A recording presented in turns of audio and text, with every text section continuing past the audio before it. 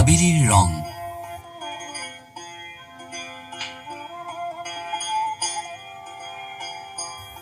বহুদূৰ যাত্ৰাৰ পিছত আবিৰিৰ ৰংবোৰ আহে পৰিপূৰ্ণতা।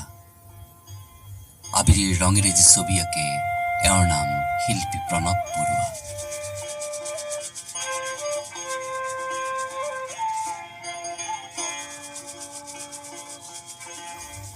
অশান্ত যিশুৰ পৰা মুকুটবিহীন বুদ্ধ, তেজীমলাৰ পৰা জাপিৰ তলত কত জীৱনেই যি মূৰ্ত।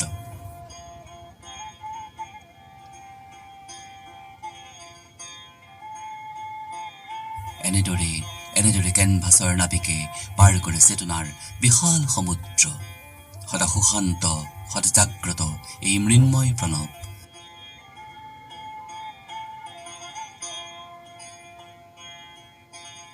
তুলিকাত সাগৰময় সময় ব্যাপ্ত।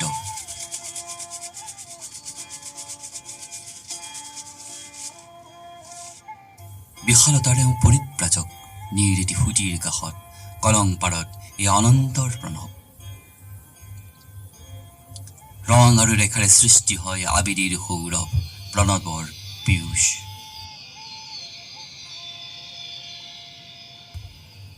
বহুদূৰ যাত্ৰাৰ পিছত আৰু বহুদূৰ যাত্ৰাৰ পিছত বেৰীৰ ৰথেৰে মুৰলীলৈ নামি আহে কানু।